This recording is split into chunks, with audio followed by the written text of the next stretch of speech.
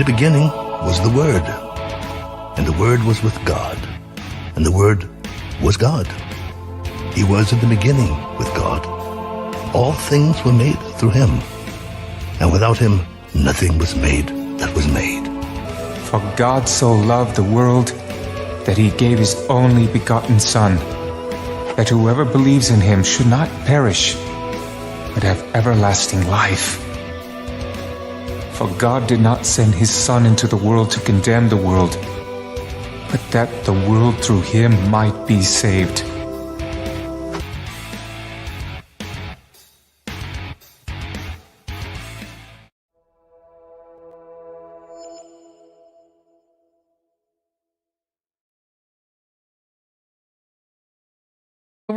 Hi, I'm Jake Johnson. You're watching Untethered Live on a Sunday night. This is a Bible study night. We're in the great book of Genesis, chapter 37, 5. That's where we are. Chapter 37, verse 5. I finally got my chat working, and this whole time I'm sitting here talking, and my mic is muted. Beautiful. I'm not a professional or anything. Hey, Darlene, how are you? We got sound now. It took a minute, but I figured it out. I got her going. Welcome to the show. I hadn't seen you in a while. How you doing? Are you healthy and wise and fat and sassy and full?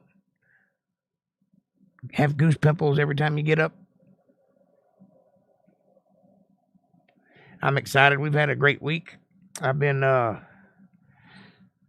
doing panels over on Caucasian Sasquatch's channel, and I made a few friends.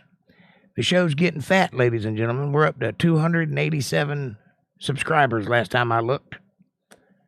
That's pretty good. We're almost to 300. That's the goal. So, hit that like button and tell all your friends about us. We reached a milestone 8 days ago. 75,000 individual views of this show. That don't sound like a lot, but it's a lot. It's a lot for me. That's the biggest crowd I've ever played to. So I'm happy about that.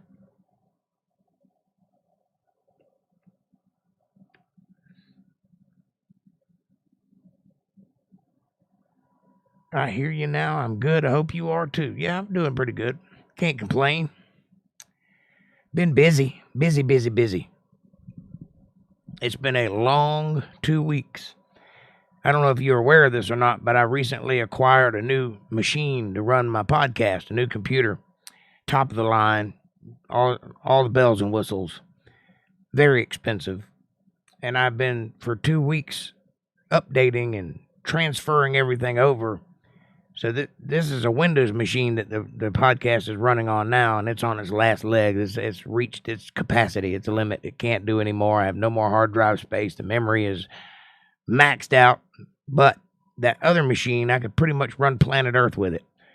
But it's a Mac, not a Windows machine. So everything that I use to run my podcast, I've either got to find a Mac version of it or find an equivalent because Mac don't have a version of it and get it running. So for 2 weeks, that's what I've been doing. Updating and uploading and settings and, searching the internet and over and over and over. I just about got it going. It's quite nice. I got a new graphics card on the way, so that's going to bump me up to modern standards. It's pretty nice. And so that's one thing. I've been working a lot. That's another thing, so I'm full-time job, very little time to sleep. And here's the good thing. Now the podcast is all over the world. It's on iTunes. It's on Spotify. It's on Amazon. It's on Google. It's everywhere that they sell podcasts or everywhere that you can download a podcast. You can find this. iHeartRadio, Radio Republic, Overcast, Castbox, a few others I can't think of right off the top of my head. I should have them all memorized, but I don't. Anyway, every time the Bible study goes out, it goes out all over the world. I have set up a network that I can release all of my stuff to everybody. So now I can release my album just like a record label could, and everybody will get it all over the world. That's pretty nice. Well, if it can be done, you'll get it done. Well, that's the goal. That's what's in mind. I don't know that that's a true statement. I appreciate the confidence, though. But I'll give it a shot. I'll do the best I can do by it. What's that you said about me one time? I could fall in a pile of crap and come out smelling like roses?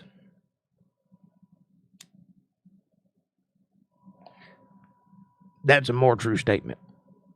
It's because God blesses me, that's why. How are you doing? Have you seen April today? They'll be on directly, I reckon. They sent me a video earlier this afternoon, so I assume they'll be here soon. Likewise with the Caucasian Sasquatch and his crew. And we might have a couple new folks show up. Oh, yeah. I did a last podcast, Friday night, I believe it was.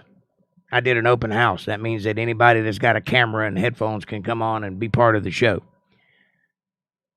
I got porn bombed 5 times that night. Porn bombed. Me. Somebody come on and just put up dirty pictures, so I had to get rid of that.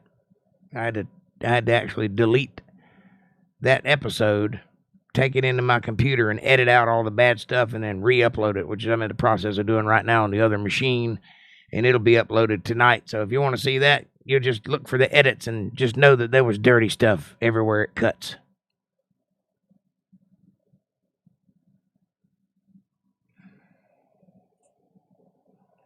No, not today. April had the kids last night. April did or you did? It says age, but I know you didn't mean to write that.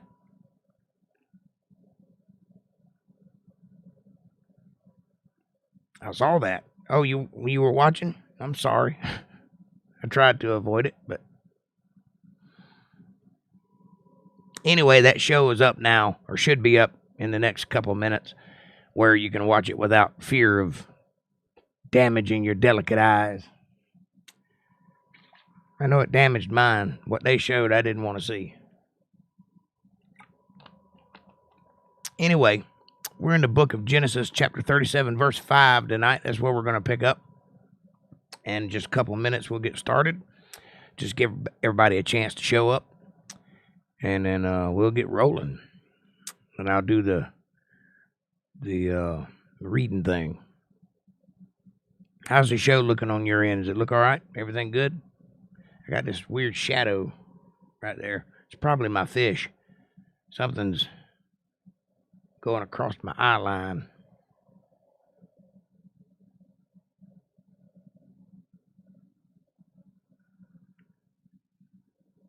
April came for them from me yesterday. Gotcha. Yeah, that's what the video was that they sent me, was of all 3 kids.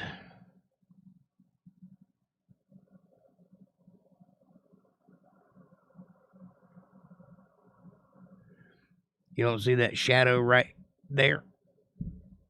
That's got to go. I don't know what it is. I think my light's in the wrong place. Anyway, I'll fix that later. It's a minor problem. Most of the people listening to this will be listening to it audio only anyway, so they don't care. That's a pretty cool new development in the podcast. We got audio versions of the podcast out all over the world now. And I'm pretty excited about that. It's exciting. I feel like I'm getting somewhere. Making waves. It only took 4 years. I knew it would be a while. I knew I'd at least have to work a year for free before I started, going places.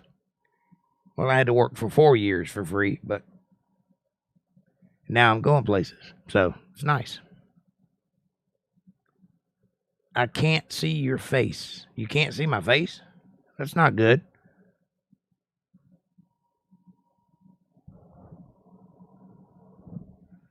I can see my face. Am I not coming out? Or you just can't see my face? Hey, April. There you are. I'm here in the Publix right now with the boys. A beer. With the boys. Bear with me. I'll be right back. Okay, hey, Mom, everybody. Good to see you all in the Bible study tonight. Much love. Well, you be right back. Get your shopping done and come on in. We'll get started in a couple minutes. It's 8:12. We'll go to 8:13 or 14, and then I'll get started. I'll give you a minute because I know cash registers take a while. Thank you for the video, by the way. I appreciated that. Tell Kevin I said thank you. It was very nice of him what he said. And I do play a mean guitar. No, it's me. Oh, you can't see my face. Well, I'm sorry. Well, my face is gorgeous, and it's shining all the way across. And when people that can see my face see it, they automatically melt and start quivering. So now there's a good description of what you're supposed to see. None of that's true, by the way, but it's a good description anyway.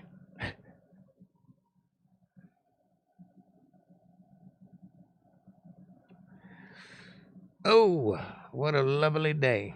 So I'm assuming by that statement that your eyesight has not gotten better from the previous problem, and I apologize about that. I pray for you.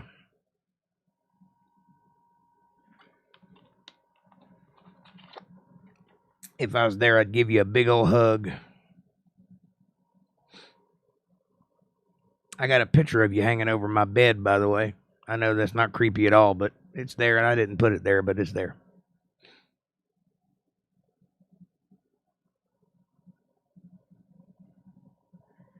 Oh, man, that's terrible. I'm sorry.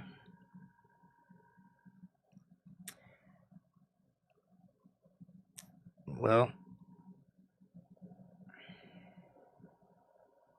I don't know what to say about that, other than the Lord knows what he's doing. And just keep what you can see firmly fixed on him.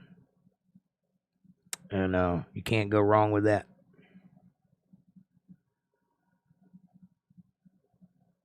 That's kind of what I've been doing. Keeping my focus. Trying to stay focused on him best I can.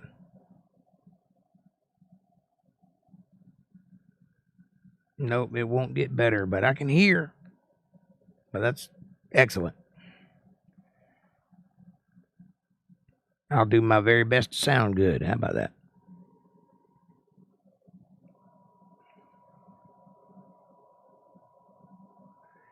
It's not too bad. I'm blessed. Yes, you are. You got a fantastic family. Something that many, many people take for granted.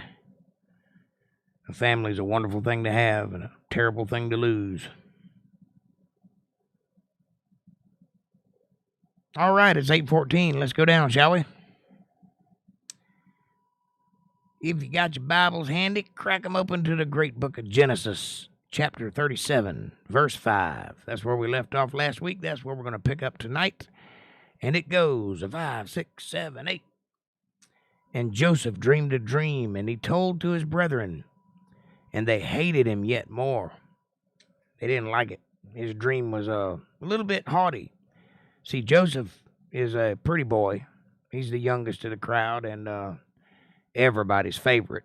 And his brothers don't like it a bit. They think he's arrogant, cocky. I know a little something about that. And he said unto them, Hear, I pray you, this dream which I have dreamed. For behold, we were binding sheaves in the field. Translation, we were picking wheat and baling it in hay bales. And lo, my sheaf arose and also stood upright, and behold, your sheaves stood round about and made obeisance to my sheaf. Hey, brothers, please listen to me. I've got this dream that I've had where I'm the king and you're the servants. You shouldn't feel bad about that because that's the way God wants it, but that's what the dream is telling me. Don't you agree? They're like, no, I don't. I'm the king. You're the servant. No, it's not going to work that way. And his brethren said unto him, Shalt thou indeed reign over us? Well, yeah, that's the idea. Or shalt thou indeed have dominion over us? And they hated him yet more for his dreams and for his words. You can't blame the kid. He's just telling his brothers what his dreams are. But they don't like the implications. And the implications is that Joseph is going to be the head of the household and they're going to be the servants. And he dreamed yet another dream and told it to his brethren and said, Behold, I have dreamed a dream more. And behold, the sun and the moon and the 11 stars made obeisance to me. That would be his father, his mother, and his 11 brothers. His father's 11 brothers. That's the 12 tribes of Israel. What he's saying is his dream is telling him that all 12 tribes are going to bow down to Joseph at some point. His brothers don't think it's funny. And he told it to his father and to his brethren. And his father rebuked him and said, Boy, you need to learn when to keep your mouth closed. Keep your dreams to yourself. That's not what he said, but maybe he could have said that. What is this dream that thou hast dreamed? Shall I and thy mother and thy brethren indeed come to bow down ourselves to thee, to the earth? And his brothers envied him, but his father observed the saying. His father ain't dumb. His father knows that God has done some stuff before and can do some stuff again, and maybe this dream means something.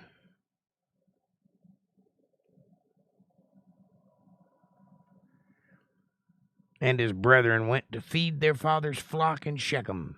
And Israel said unto Joseph, Do not thy brethren feed the flock in Shechem?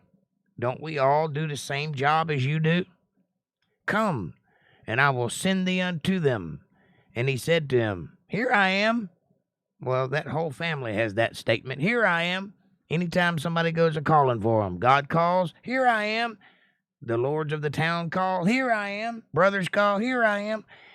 And there he goes. And he said to him, Go, I pray thee, see whether it will be with thy brethren and with the flocks, and bring me word again. So he sent him out of the vale of Hebron, and he came to Shechem, looking for his brothers. And a certain man found him, and behold, he was wandering in the field. And the man asked him, saying, What seekest thou? And he said, I seek my brethren. Tell me, I pray thee, where they feed their flocks. And the man said, Well, you see that tree over there? You go over to that tree, make a left, and go until you see sunshine, and then you'll find them. That's not exactly what he said, but that's paraphrasing. And the man said, They've departed hence, for I hear them say, Let us go to Dothan. And Joseph went after his brethren and found them in Dothan. Dothan is in Alabama, by the way, I think. And when they saw him afar off, even before he came near unto them, they conspired against him to slay him. It's not a very nice thing for a brother to do. And they said to one another, Behold, this dreamer cometh. Look at this boy coming diddy-bopping across the field there. We could kill him and nobody'd even know. We could just blame it on some rabid wolves, and we'd be rid of that mouth over there talking about being our king. He ain't going to be nobody's king. He's just a little boy. Let's take care of him. Everybody but Reuben. And that's where the Reuben sandwich comes from. Now, therefore, and let us slay him and cast him into some pit, and we will say some evil beast hath devoured him, and we shall see what will become of his dreams then. And Reuben heard it, the sandwich, and he delivered him out of their hands, and said, Let us not kill our brother. Are you a moron? You don't kill your brother. He's your brother, for God's sakes. And Reuben said unto them, Shed no blood, but cast him into this pit that is in the wilderness, and lay no hands upon him, that he might rid him out of their hands, to deliver him to his father again. See, Reuben's trying to save his brother's life. He thinks that he'll drop him in this little pit, and he'll be trapped, but he'll be alive. And his brothers will eventually forget that they're mad, and he'll come back and save him later. That's not how it goes down, but Reuben's in the right place here. He's got his heart in the right spot. And it came to pass, when Joseph was come unto his brethren, and they stripped Joseph out of his coat of many colors, the coat that was on him, that his father had made him. Nice coat. It's the inspiration for a Dolly Parton song. Anyway, they didn't like it, so they stripped it off of him. And they took him and cast him into the pit, and the pit was empty, and there was no water in it. Well, he's not going to drown. That's a good thing. He's not going to have anything to drink either. And they sat down to eat bread, and they lifted up their eyes and looked, and behold, a company of Ishmaelites from Gilead comes with their camels bearing spicery and balm and myrrh, going to carry it down to Egypt. Well, if you know anything about the Ishmaelites, Ishmael is Isaac's brother, who is the uncle or great-great-uncle of these people that we're talking about. And Ishmael is the guy who started the beginnings of what would eventually become the Islam religion. And Isaac is the guy that started what would eventually become the Christian religion. So we got two opposing brothers and two opposing ideologies in the same family. Turns out they're the world's biggest religions. So these Ishmaelites are from that family. They don't rightly recognize them because they've been separated for so long, they probably don't even know each other. But they are related, as are most people at this period.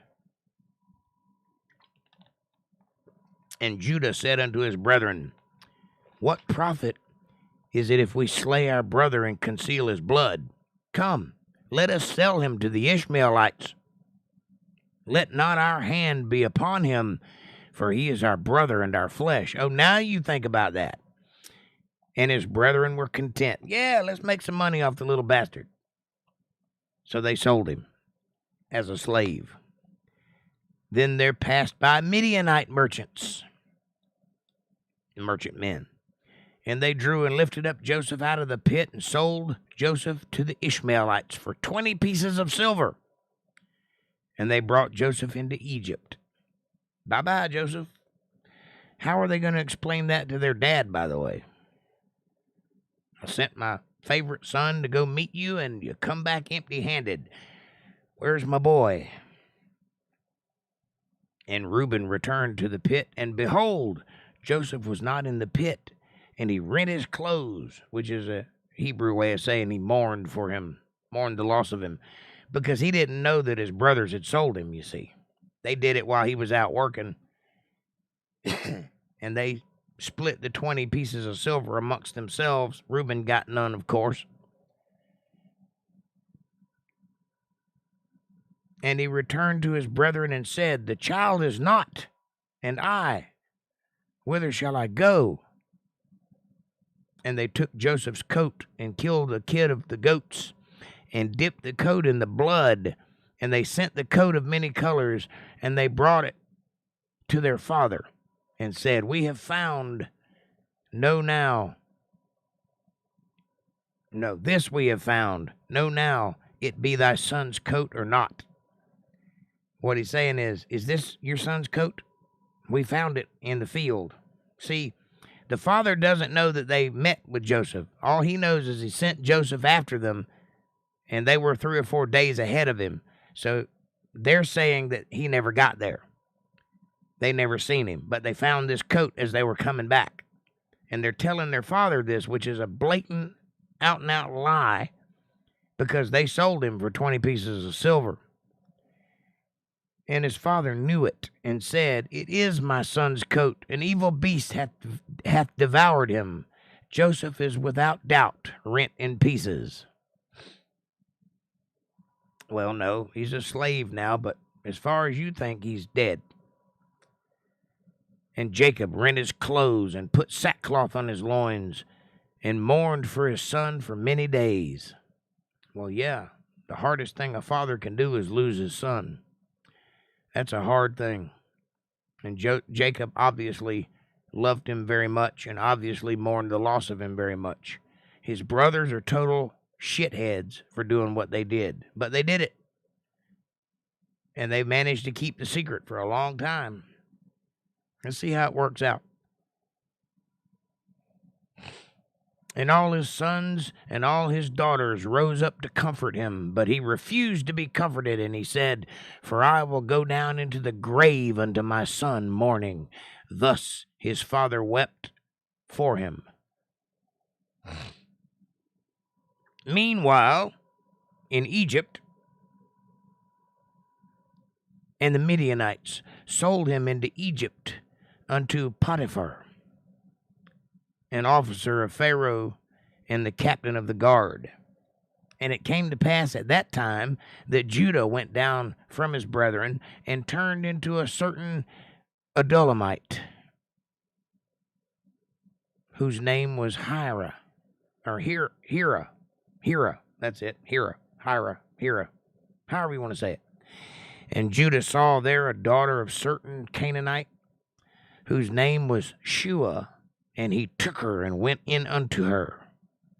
And she conceived and bare a son, and he called his name Not a very imaginative name, but I like it.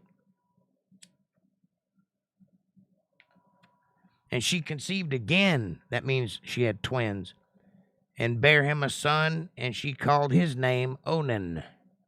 Anytime you see this word again in the same sentence, that means that it's happening at the same time another time. So she conceived a son, and then she conceived another son. And she bare those sons. Either they're twins or they're back-to-back, one or the other. But they're using the word conceived and the word bear here, so you can see it one or two ways. Just Kip, somewhat new here. Well, welcome, Just Kip. Enjoy the show. In about 20 minutes, I'll have a Q&A, and you can ask all the questions you like, and I'll answer every one of them. And she yet again conceived and bare a son, and called his name Shelah. And he was at Chezib when she bare him. Now, this is a third son at a separate pregnancy. I'm inclined to believe that these are just back-to-back rather than consecutively. I don't think they're twins. I think they're just like 1 month apart, because the way they wrote that is like she got pregnant, had a baby, got pregnant immediately, had another baby, got pregnant immediately, had another baby. That's kind of what I'm thinking has happened here. And Judah took a wife for his firstborn, whose name was Tamar.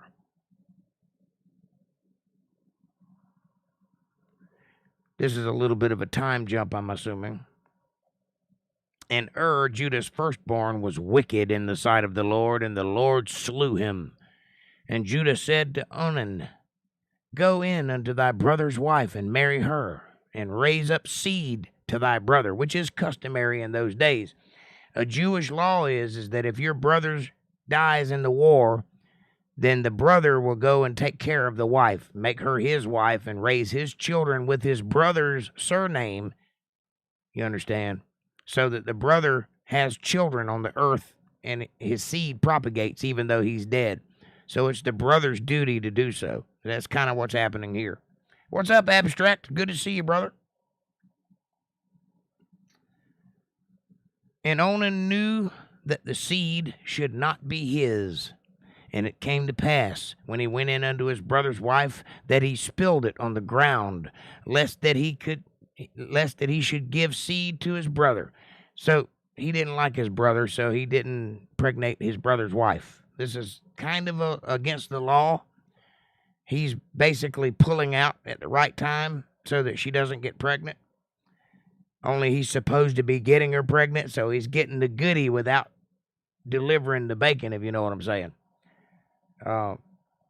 That's not really nice. If you're going to get the goodie, you need to give the woman the baby. That's how it works. And he's kind of keeping it to himself.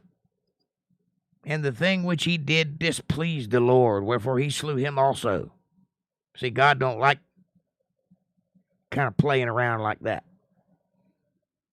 Yes, his brother was wicked in the sight of the Lord. That doesn't mean that his son will be.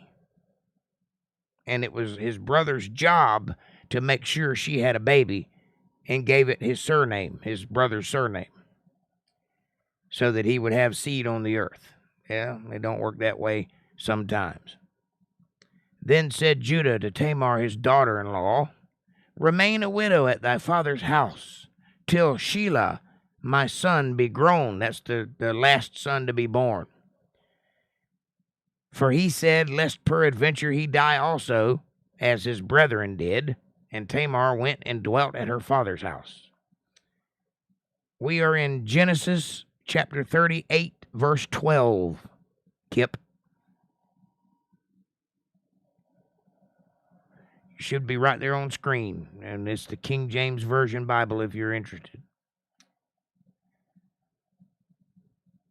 And in process of time, the daughter of Shua, Judah's wife, died, and Judah was comforted, and went up unto his sheep shearers,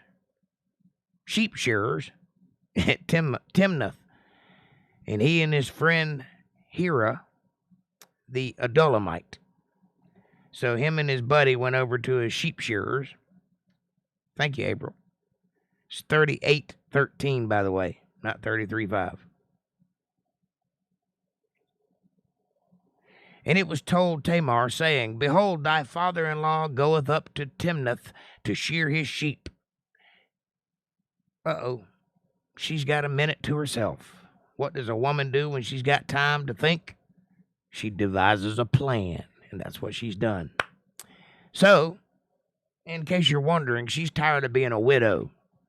She had the brother, and he died. She had the brother's brother, and he died. So the father-in-law said, well, you get to be a widow from now on until my son is grown. Well, she don't want to wait that long. She wants a kid. She wants him now because her eggs are drying up. So she devises this brilliant plan to get seed from this family right now, one way or another. Watch and see what she does.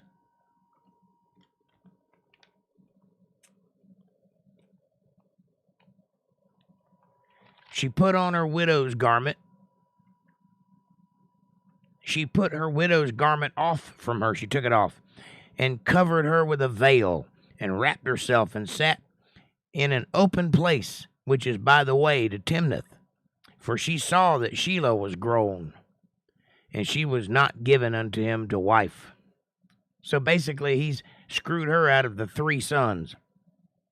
This is why she's doing this. So apparently Shelah got grown and he married somebody else. Who knows? Whatever reason, she did not get a son from this family. So she's going to take it into her own hands and handle it. So when Judah saw her, he thought her to be a harlot because she had covered her face. As it is customary in those days, the working girl would sit out by the edge of the road with a veil over her face, and a passerby would pick her up, take her in the back, do his business, and be on his way. She'd make a little money. He'd be a little happy. Everybody wins. Well, she went and tricked Judah, the father-in-law, into thinking she is a prostitute. So what does he do? He could walk right by. He should walk right by because he's a married man. He has kids. However, it's not going to go that way. And he turned unto her by the way and said, Go to, I pray thee, let me come in unto thee. Translation, hey, baby, you working tonight? For he knew not that she was his daughter-in-law. He didn't recognize her. And she said, What wilt thou give me that thou mayest come in unto me? Translation, yeah, I'm working. You got money? And he said, I will send thee a kid, a goat, from the flock. And she said, Wilt thou give me the pledge till thou send it? And he said, What pledge shall I give thee? She's saying, I need some collateral. I don't believe you're going to send me a goat. So give me something of yours to hold on to until you send me that goat, and then I'll give it back. And she said, Thy signet and thy bracelets and thy staff that is in thine hand. And of course he gave it to her because he's a horny old goat and he wanted to come in unto her. And she conceived by him. Now, the daughter-in-law just got pregnant by the father-in-law tricked him into giving her his ring, his bracelets, and his staff as collateral for a goat in exchange for the sex. He doesn't know that she conceived, but she did. And she arose and went away and laid by her veil from her and put on the garments of her widowhood. So she went and transformed back into who she really is. And Judah sent the kid by the hand of his friend, the Adulamite, to receive his pledge from the woman's hand, but he did not find her. Why? Because she wasn't a prostitute, and she wasn't regularly at that place. So he never got to give her the kid, so she kept his ring, his bracelets, and his staff as insurance, which is probably a very smart thing for her to do, because if anybody ever found out that the father-in-law impregnated the daughter-in-law, there's going to be hell to pay unless she could prove it, because he's obviously going to deny it. So let's see what happens. Hey, MVTV, what's happening, my brother? Good to see you. You tell him, us, Jake. I'm telling you, buddy, just as hard as I can go. Watch and see what happens to old Jacob here.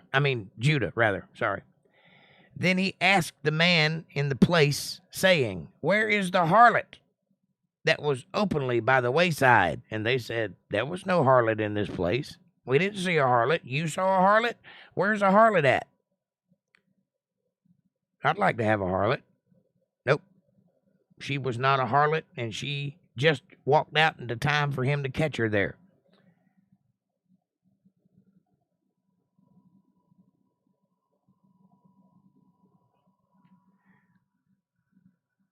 Too much rap over there, to be honest. I hear you, buddy. He'll be over here shortly, I would imagine, if he's not busy. He knew not, should have known better. Yes, he should have known better, but he didn't. He didn't recognize his own daughter-in-law while he was having sex with her. She kept her face covered, and obviously that was enough. But she tricked him into giving her his ring, his bracelets, and his staff as collateral for a goat that was going to pay for the sex. But as soon as he left, she bailed and went back home, transformed back into the way she normally looks. So when he came with the goat, as he said he would, he was a man of his word. She wasn't there. He couldn't find her because she's not a prostitute that works that area. Okay, moving on.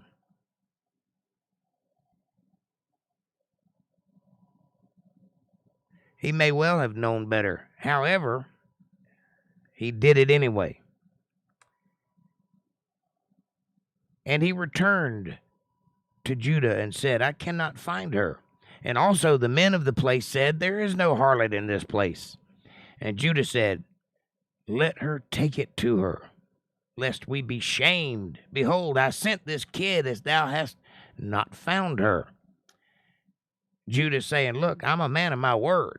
I gave the girl the goat that I promised her. It's not my fault she wasn't there to receive it. I sent it. So I don't want to be shamed for her not receiving her goat because I sent it. And it came to pass about 3 months after that it was told Judah, saying, Tamar, thy daughter-in-law, hath played the harlot, and also, behold, she was with child by whoredom. And Judah said, bring her forth, let her be burnt. How dare she be a harlot and get pregnant? Let's burn her at the stake, stone her, whatever we got to do. Do you not remember what you did a couple months ago? Oh, it's good. What's good for the goose ain't necessarily good for the gander. I'm a man. I have a right to be a man. She's my daughter-in-law. She can't be no harlot. Sorry, buddy. When she was brought forth, she sent to her father-in-law, saying, by the man whose these are, I am with child. And she said, discern, I pray thee, whose are thee?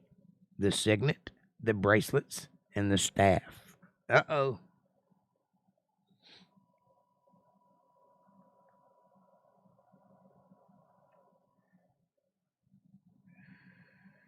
That's right, MVTV. A sexually active male is cool dude, but a woman is a harlot. Not fair. Well, they're proving this point right now.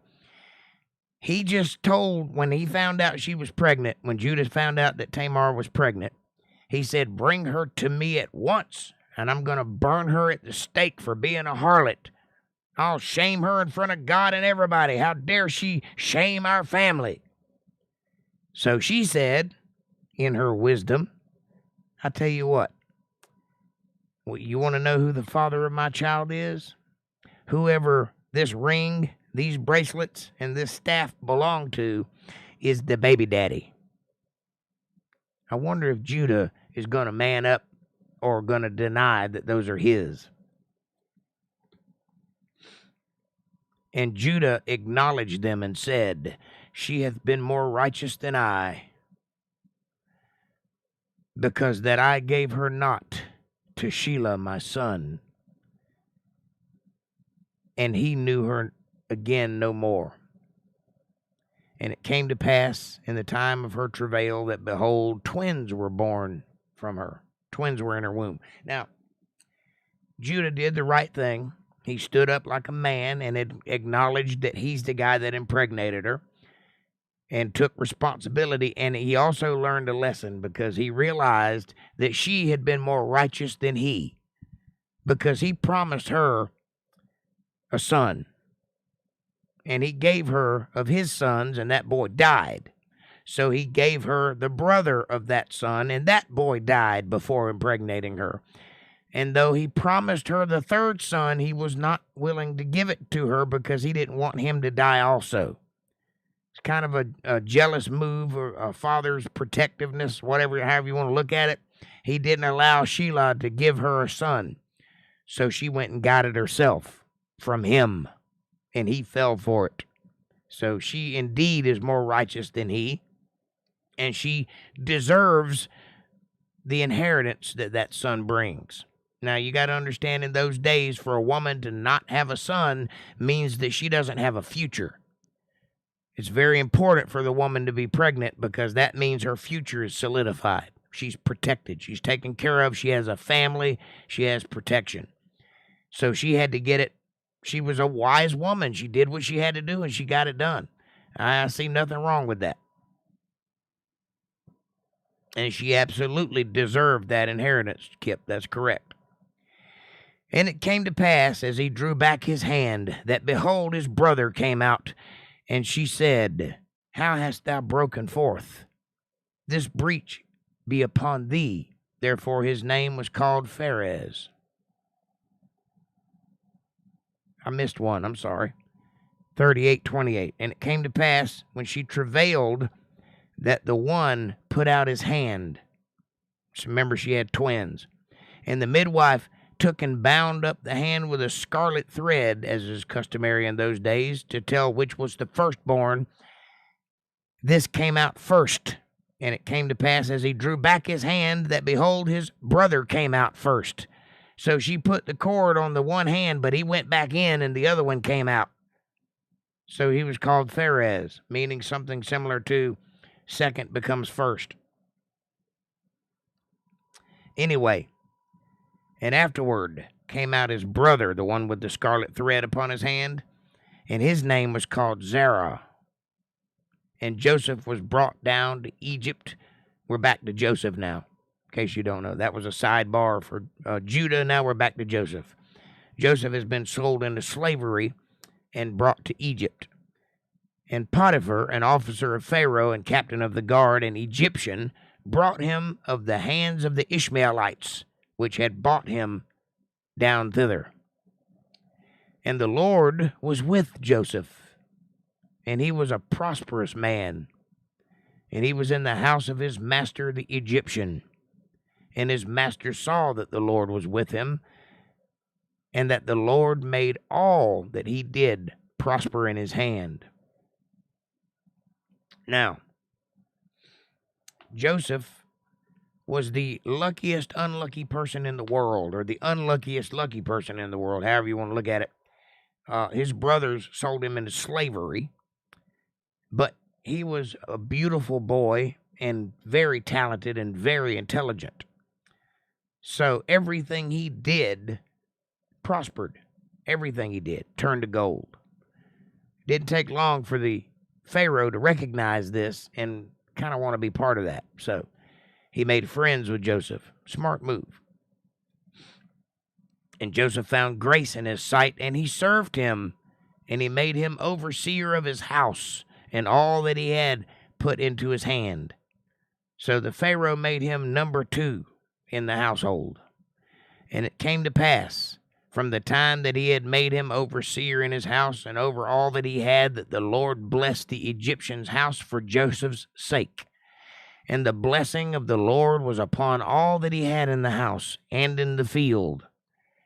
And he left all that he had in Joseph's hand. And he knew not aught he had. He didn't know what he had, save the bread which he did eat.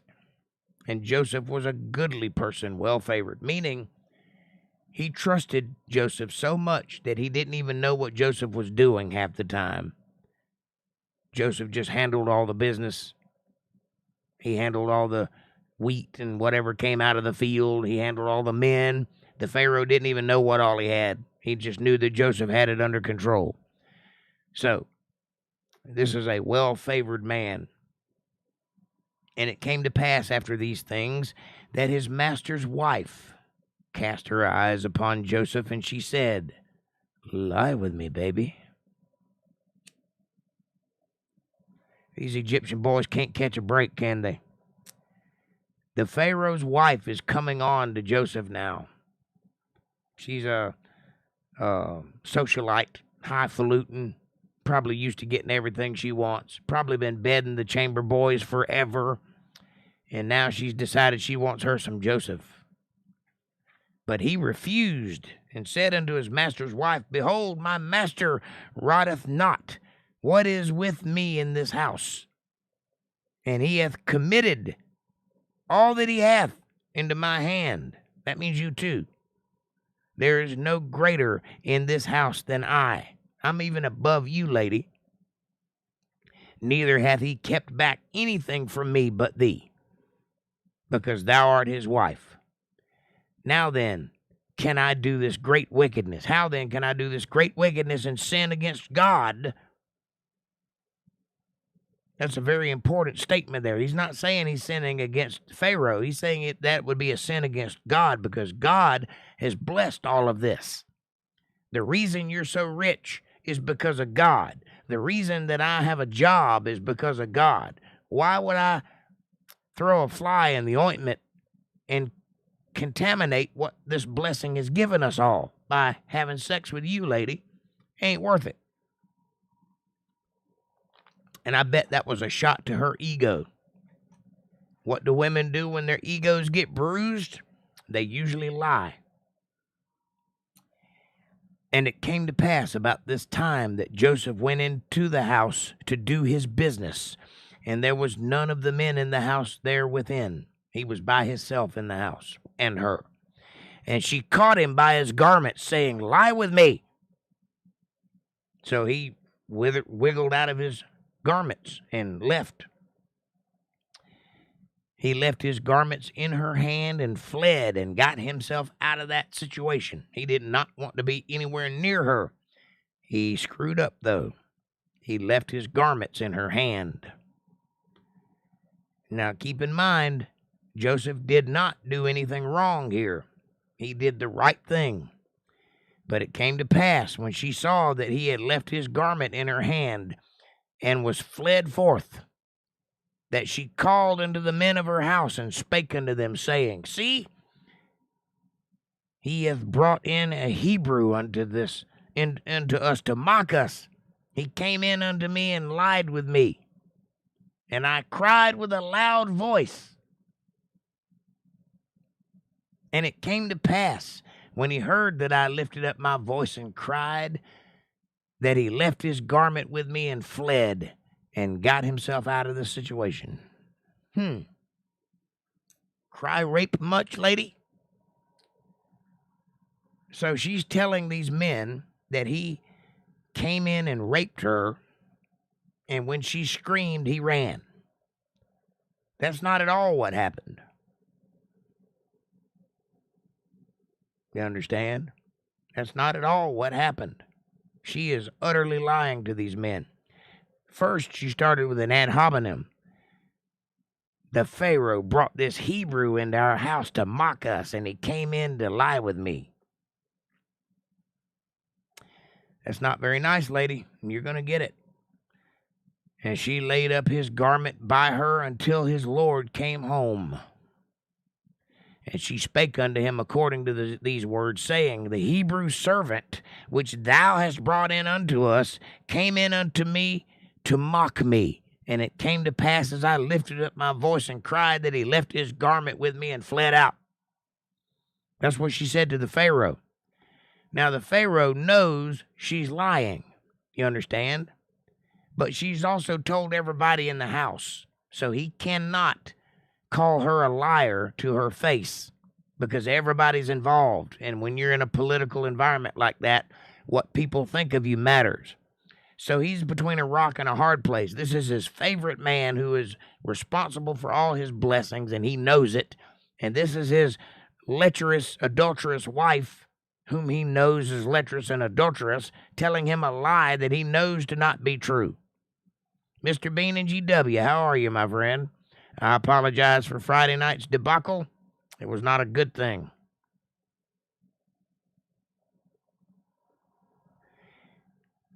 And it came to pass, when his master heard the words of his wife, which she spake unto him, saying, after this manner did thy servant to me, that his wrath was kindled. And Joseph's master took him and put him into prison, a place where the king's prisoners were bound. And he was there in the prison. Now, but the Lord was with Joseph and showed him mercy and gave him favor in the sight of the keeper of the prison. So even in prison, Joseph is doing pretty good. You know, he's not suffering much.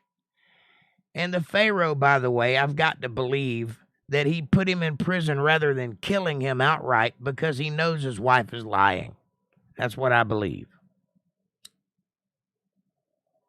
You don't have a wife like that and not realize she's full of it. Anyway, rather than killing him, he put him in jail. And in jail with a keeper that takes very good care of him. And the keeper of the prison committed to Joseph's hand all the prisoners that were in the prison. So he's head of the prison right away. And whatsoever they did there was left the doer of it. Or he was the doer of it. So in other words, he ran the prison from inside. That's pretty nice to be put in prison and end up being the head guy automatically. I'd like that if I had to go to prison. And the keeper of the prison looked not to anything that was under his hand. He didn't even check him, because the Lord was with him, and that which he did, the Lord made it to prosper. And it came to pass after these things that the butler of the king of Egypt and his baker had offended their lord, the king of Egypt, probably because of his wife. She probably tried to bang them too. And the Pharaoh was wroth again against two of his officers, and against the chief of the butlers, and against the chief of the bakers.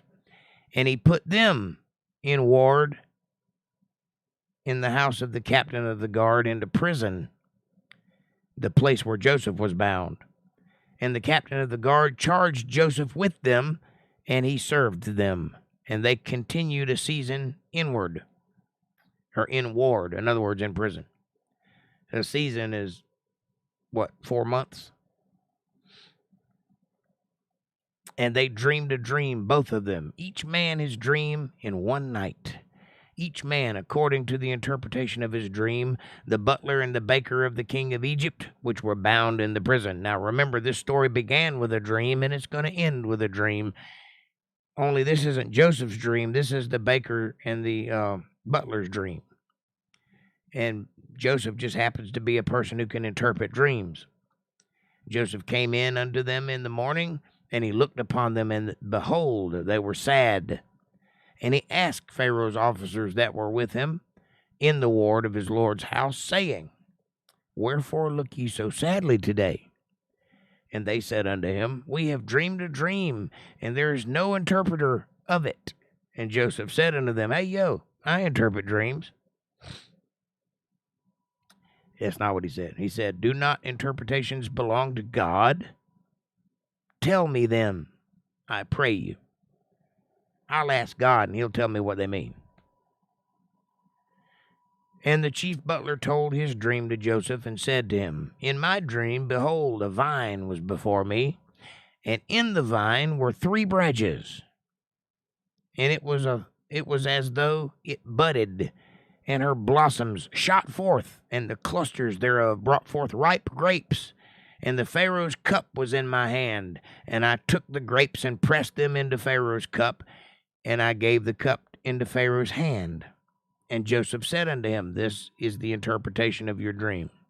The 3 branches are 3 days. Yet within 3 days shall the Pharaoh lift up thine head, and restore thee unto thy place, and thou shalt deliver Pharaoh's cup into his hand, after the former manner when thou wast his butler. That's pretty good news. What he's saying is, your dream is saying in 3 days you'll be let out of prison and restored your job as the butlers of the Pharaoh. Probably because the Pharaoh will find out that he didn't try to bang his wife and he's in jail for no reason. I'm guessing. I don't like his wife very much. Can you tell?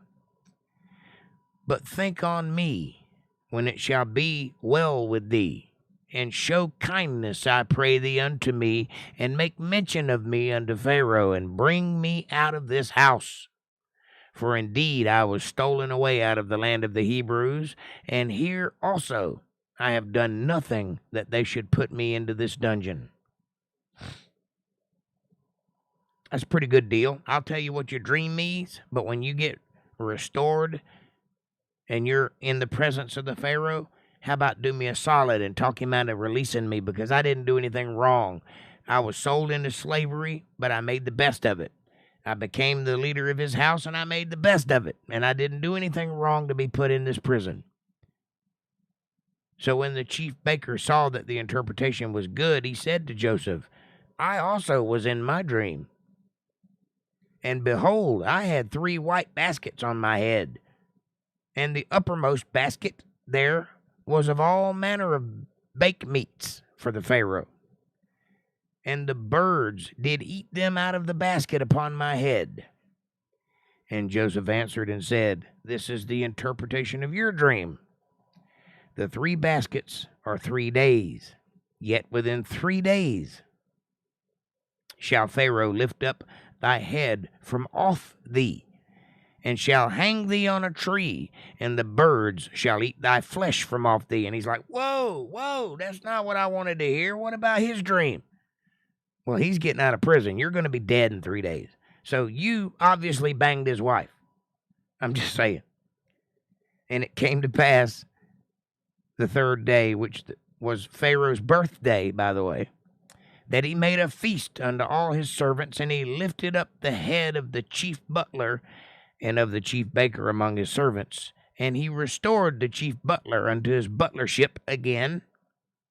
And he gave the cup into the Pharaoh's hand, just like the dream suggested. But he hanged the chief baker as Joseph had interpreted to them. Yet did not the chief butler remember Joseph, but forgot him. Way to keep a deal there, butler boy. That's not going to go well for you. And it came to pass at the end of 2 full years that Pharaoh dreamed, and behold, he stood by the river. And he weighed in the water. No, I'm just kidding. And behold, there came up out of the river 7 well-favored kine, and fat-fleshed. Kine is like cattle, some kind of cattle, deer maybe. And they fed in the meadow. And behold, 7 other kine came up after them out of the river, ill-favored and lean-fleshed, mean animals, and stood by the other kine upon the brink of the river. And the ill-favored and lean-fleshed kind did eat up the 7 well-favored and fat kind. So Pharaoh woke up and go, "Woo, man, I need to stop smoking the peyote before I go to bed."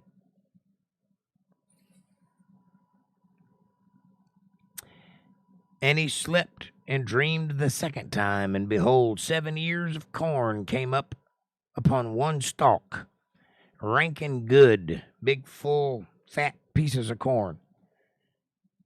And behold, 7 thin ears, and blasted with the east wind, sprung up after them. Puny-looking corn.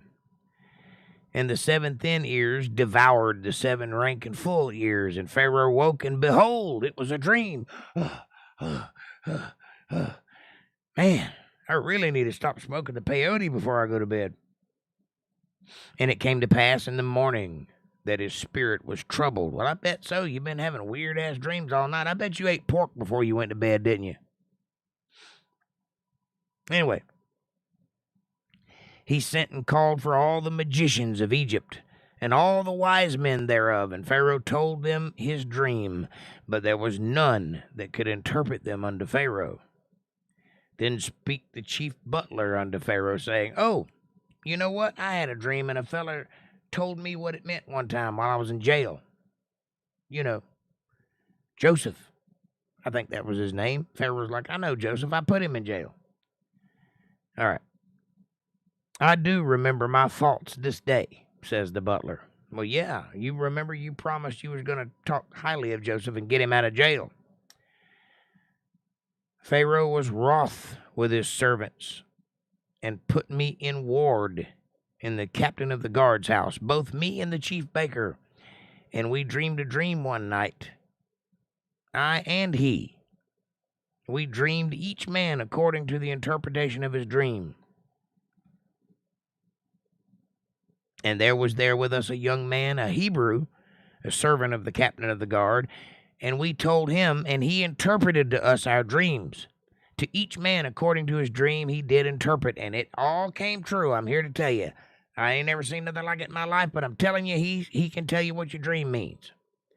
And it came to pass as he interpreted to us. So it was. Me he restored unto mine office, and him he hanged. And the Pharaoh sent and called Joseph, and they brought him hastily out of the dungeon. And he shaved himself and changed his raiment and came in unto Pharaoh, all nice and clean and tidy, trying to make a good example. What's not in the Bible?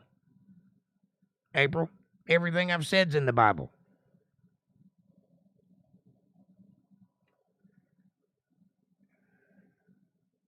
Are you talking about my editorializing what he was saying?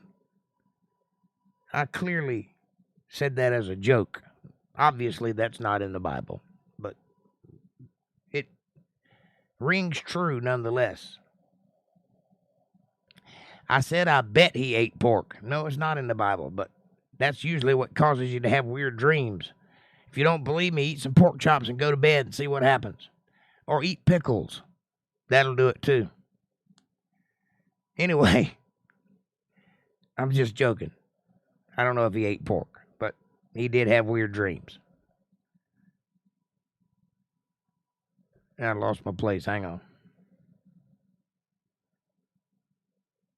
And they brought him hastily out of the dungeon, and he shaved himself and changed his raiment and came in all nice and clean and to the Pharaoh.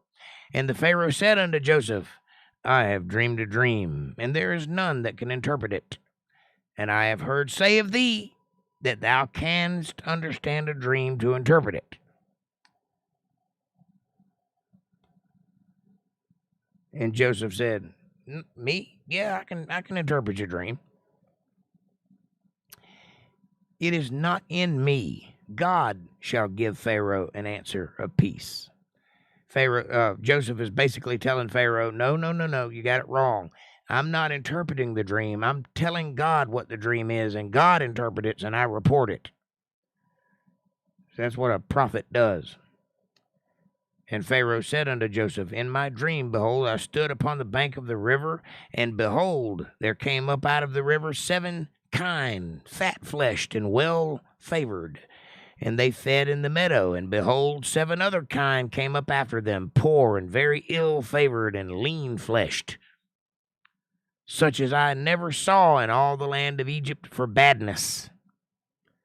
And the lean and ill-favored kind did eat up the first 7 fat kind.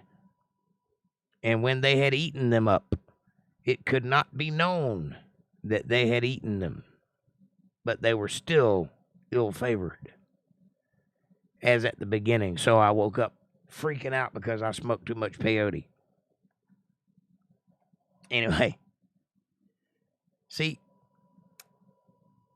these 7 cattle were skinny to start with, and after eating 7 fat cows, they were still skinny. That sounds to me like a famine, but let's see what Joseph says. And I saw in my dream, and behold, 7 ears came up in one stalk, full and good, and behold, 7 ears, withered, thin, and blasted with the east wind, sprung up after them. And the thin ears devoured the 7 good ears. I don't know how corn can devour corn, but they did. Maybe they had mouths. Who knows? And I told this unto the magicians, but they were none that could declare it unto me. And Joseph said unto Pharaoh, the dream of the Pharaoh is one. God hath showed Pharaoh what he is about to do. Dun, dun, dun.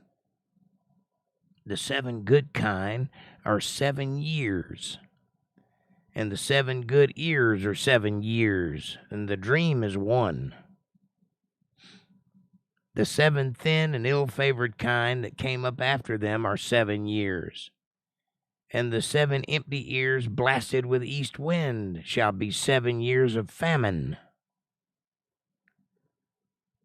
This is the thing which I have spoken unto Pharaoh. What God is about to do, he showed unto Pharaoh.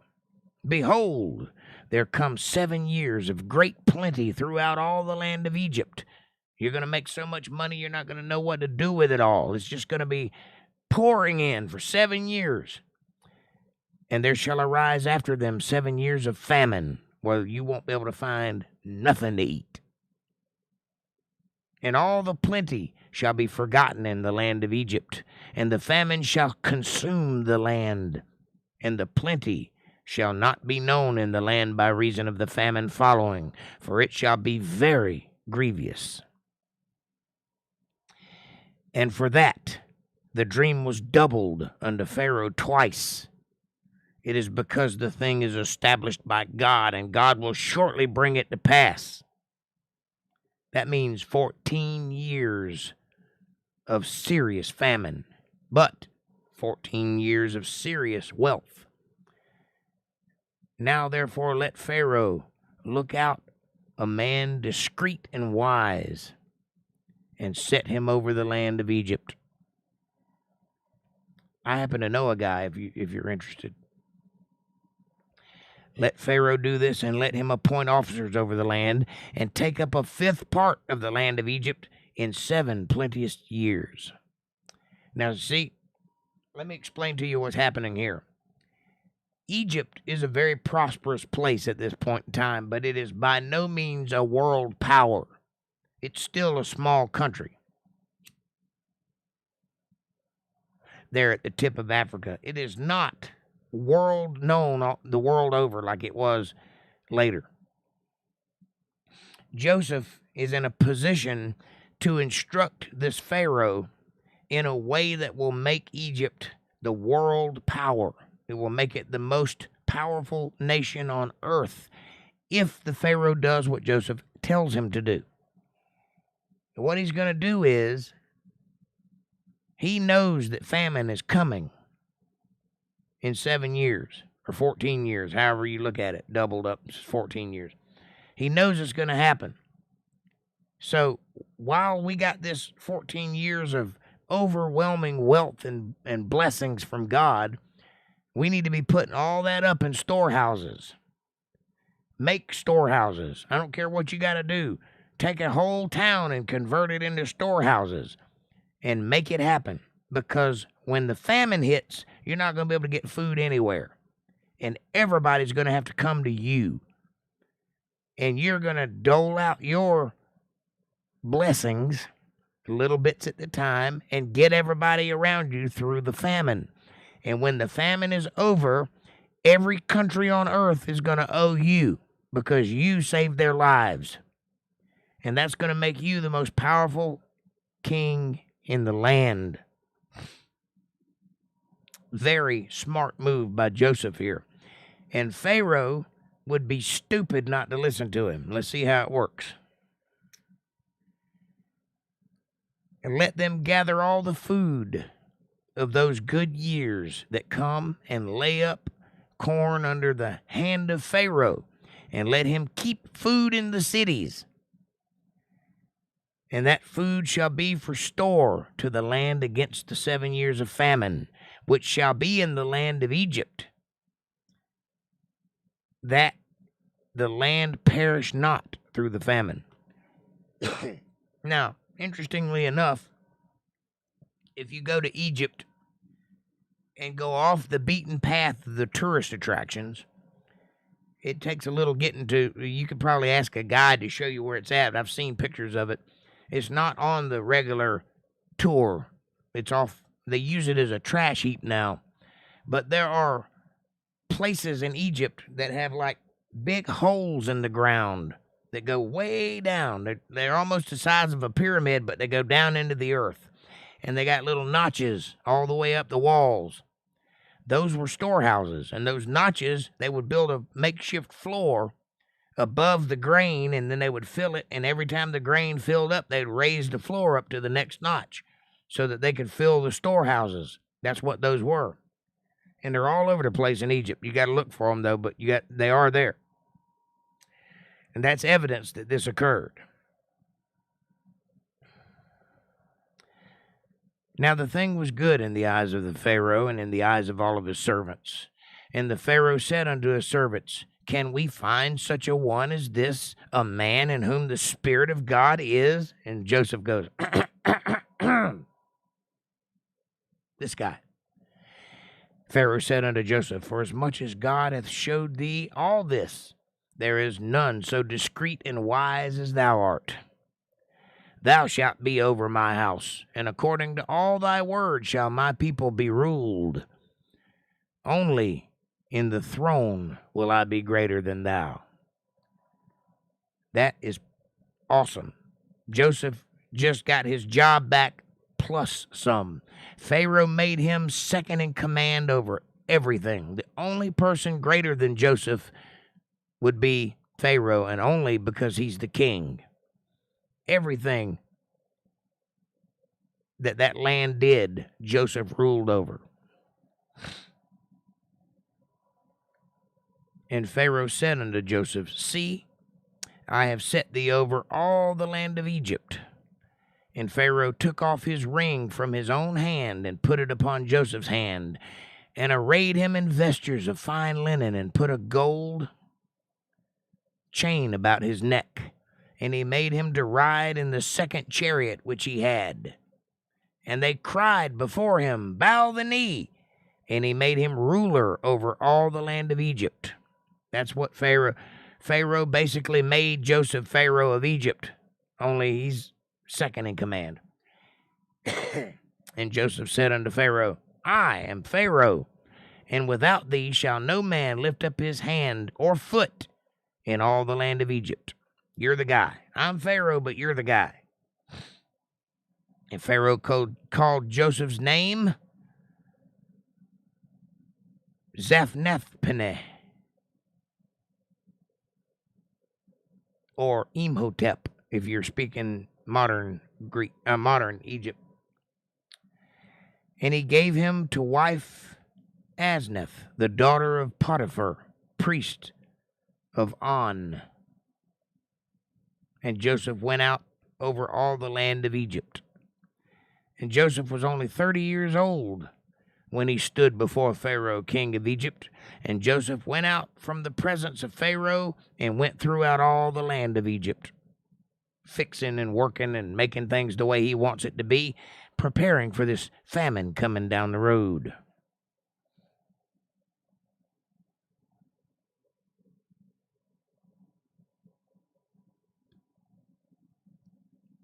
And in 7 plenteous years the earth brought forth by handfuls. And he gathered up all the food of 7 years, which were in the land of Egypt, and laid up the food in cities. The food of the field, which was round about every city, laid he up in the same.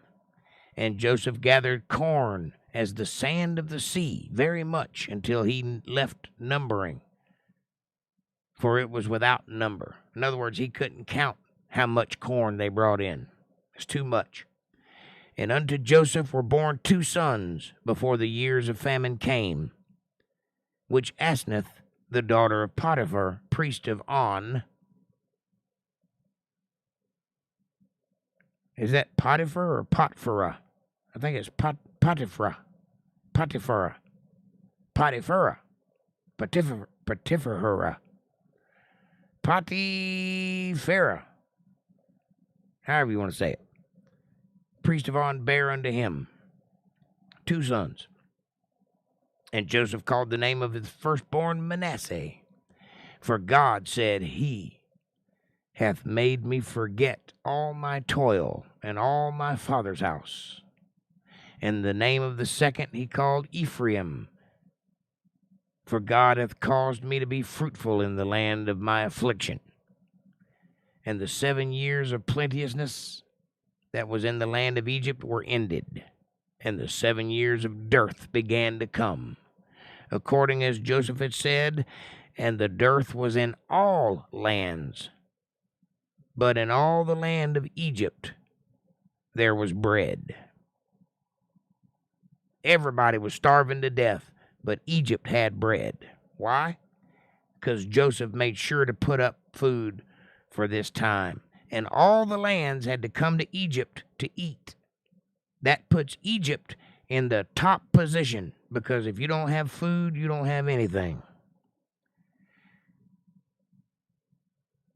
And when all the land of Egypt was famine, the people cried to Pharaoh for bread, and Pharaoh said unto all the Egyptians, Go unto Joseph. What he saith to you, do it. And the famine was over all the face of the earth. And Joseph opened all the storehouses and sold unto the Egyptians. The famine waxed sore in the land of Egypt, but they were getting rich, as you could not imagine how many people came to him to buy food. So the richness of Egypt just kept rising. I believe that's what made the golden age of Egypt possible. All the countries came unto Egypt to Joseph for to buy corn, because that the famine was so sore in all the lands. Now, when Jacob saw that there was corn in Egypt, Jacob said unto his sons, you remember the sons that sold Joseph into slavery? Why do you look upon one another? Why are you standing around looking at each other? Let's go to Egypt and get some food. And he said, Behold, I have heard that there is corn in Egypt. Get you down thither and buy for us from thence, that we may live and not die. See what's happening here? So Jacob sends his sons to Egypt to buy some food. And Joseph's 10 brothers went down to buy corn in Egypt. But Benjamin, Joseph's brother, Jacob sent not with his brethren, for he said, Lest peradventure mischief befall him. And the sons of Israel came to buy corn among those that came, for the famine was in the land of Canaan. It was everywhere, actually. And Joseph was the governor over the land. And it was that sold to all the people of the land. So Joseph's brethren came and bowed down themselves before him with their faces to the earth. They still haven't recognized him. They don't know it's him yet. And Joseph saw his brethren, and he did recognize them. He knew them, but made himself strange unto them, and he spake roughly unto them, and said unto them, Whence come ye? He was using a weird voice because he didn't want them to recognize him. And they said, from the land of Canaan to buy food. And Joseph knew his brothers, but they did not know him. Probably because they didn't expect to see their brother sitting in the king's seat. They thought authority. They didn't even look at him, probably. Probably didn't even make eye contact. And Joseph remembered the dreams which he dreamed of them, and said unto them, Ye are spies, to see the nakedness of the land. Ye are come. He's saying, he's playing with them. He didn't mean they're really spies. He's just making them think that he thinks that. You come to check us out while we're in need. And they said unto him, Nay, my lord, but to buy food are thy servants come. We're not spies, we're just hungry. But you see, in the beginning of this story, Joseph had a dream that his brothers would be bowing down to him. Well, yeah, that's what's happening right now. That dream came to pass. Because as we speak, all of them are on the floor with their faces to the ground, talking to Joseph, who is on a throne in front of them. We are all one man's son. We are true men. Thy servants are no spies. And he said unto them, Nay, but to see the nakedness of the land ye are come. And they said, Thy servants are 12 brethren, the sons of one man in the land of Canaan. And behold, the youngest is this day with our father, and one is not. Yeah, don't you mean 10 brothers? Because the 11th is at home, and you sold the 12th one. And Joseph said unto them, That is it that I spake unto you, saying, Ye are spies. Hereby ye shall be proved. By the life of Pharaoh shall ye not go forth hence, except your younger brother come hither. So you say you're 12 brothers? Well, go get your 12th brother and bring him back. If you don't have 12 brothers, you're not going to get any food. See what he's doing? He's getting his whole family into Egypt by tricking them into thinking the only way they can buy food is if he proves who he says he is. Send one of you. Let him go fetch your brother, and ye shall be kept in prison, that your words may be proved, whether there be any truth in you, or else, by the life of Pharaoh, surely ye are spies. And he put them all together in ward for 3 days. Now, he's messing with them a little bit. You obviously know that, right? He doesn't intend for them to stay in prison. He's just messing with them. They did, after all, sell him into prison, basically. He's just giving them a taste of their own medicine. Meanwhile, he's getting his whole family to come and be with him because he misses them. He wants to see them. And Joseph said unto them the 3rd day, This do and live, for I fear God. If ye be true men, let one of your brethren be bound in the house of your prison. Go ye, carry corn for the famine of your houses. But bring your youngest brother unto me, so shall your words be verified, and ye shall not die. And they did so. They left one there, and the rest of them went back to get their brother. And they said to one another, We are verily guilty concerning our brother, in that we saw the anguish of his soul when he besought us, and we wouldn't hear. Therefore is this distress come upon us. Ah, so you're learning a lesson from this, are you? You remembered your brother and how he tried to talk to you, and you wouldn't hear him. And instead, you sought to sell him into slavery, but first you sought to kill him. Remember that?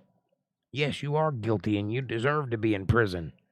But your brother, thank God, has more passion and compassion than you do, and he doesn't desire to see you in prison. He desires to see you wealthy and healthy and well-fed, and that's what he's going to do for you.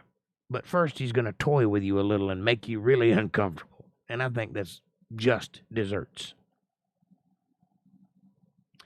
And Reuben answered them, saying, Spake I not unto you, saying, Do not sin against the child, and ye would not hear? Therefore, behold, also his blood is required.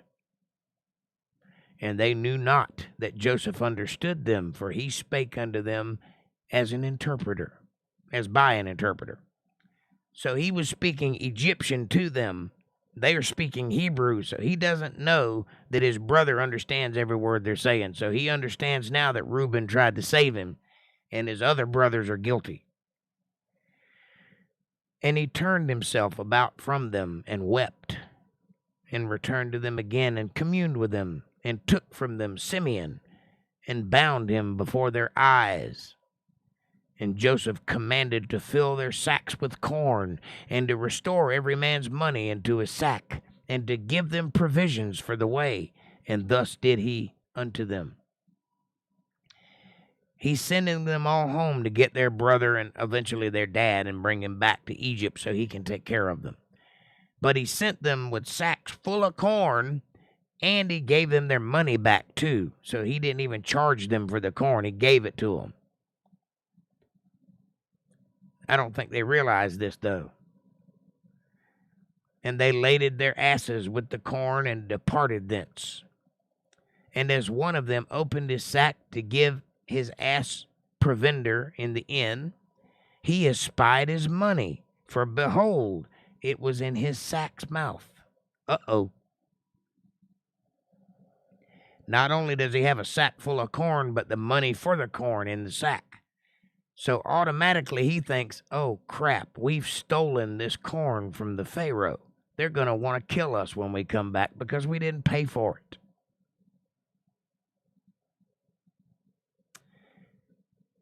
And he said unto his brethren, My money is restored, and lo, it is even in my sack. And their heart failed them, for they were afraid, saying one to another, What is this that God hath done unto us? Oh, it's God's fault, is it? It ain't anything you did. It's God's fault that you got your money back. Think about that for a minute.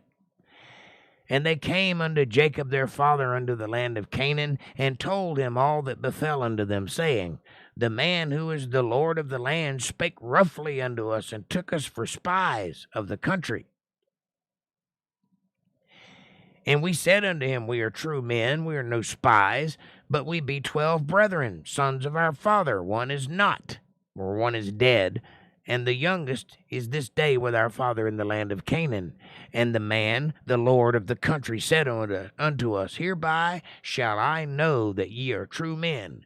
Leave one of your brothers, Simeon, here with me, and take food for the famine of your households, and be gone.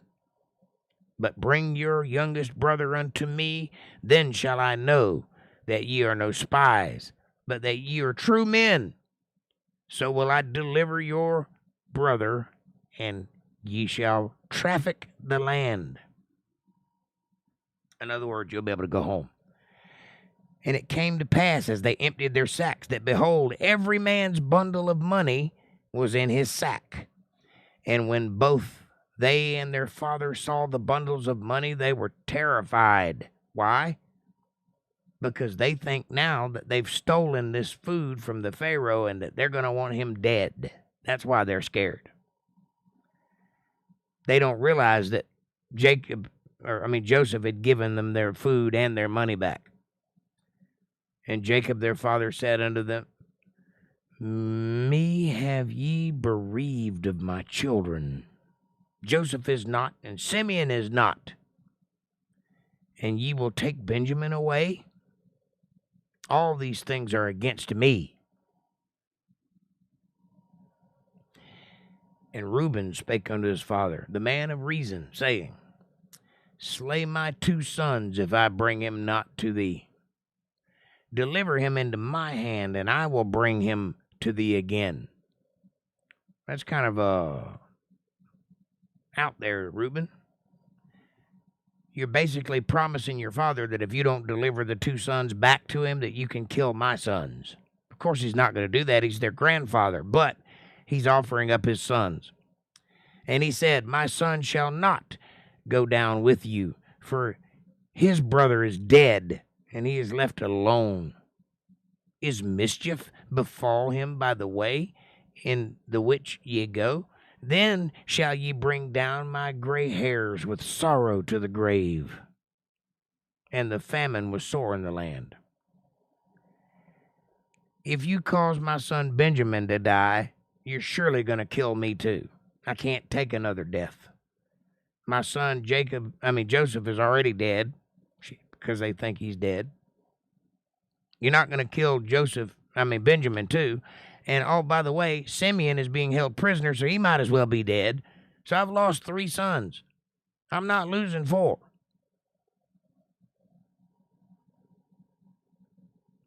And it came to pass, when they had eaten up the corn which they had brought out of Egypt, their father said unto them, Go again and buy us a little food. Well, apparently a sack of corn don't last very long amongst 11 brothers and an old man, and wives and daughters.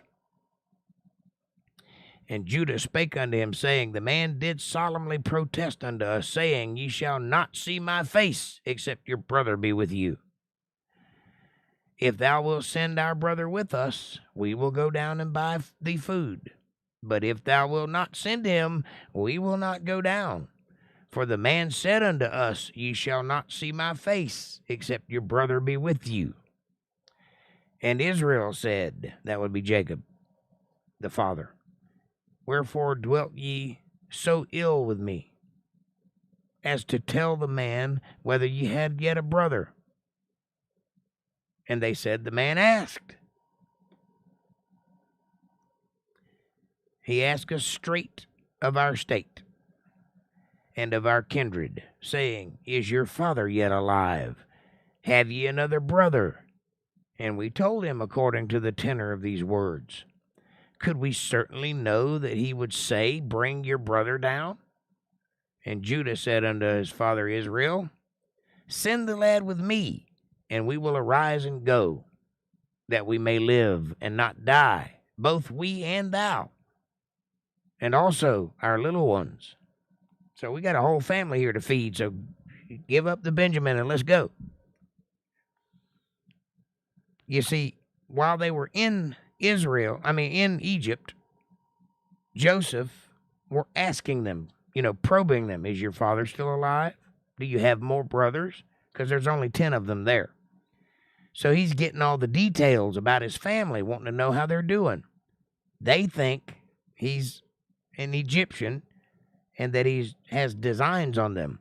They're worried about being killed. And now also they have all this corn that they didn't even pay for. So they're worried about going back to see him again. But they got to bring that brother or else he ain't even going to bother with them. Anyway, that's where we're going to leave off for today. Tomorrow night at 8:30, we will pick up in 43:9. That's where we'll continue this story tomorrow and see how this nightmare turns into a dream. See how it works out for him.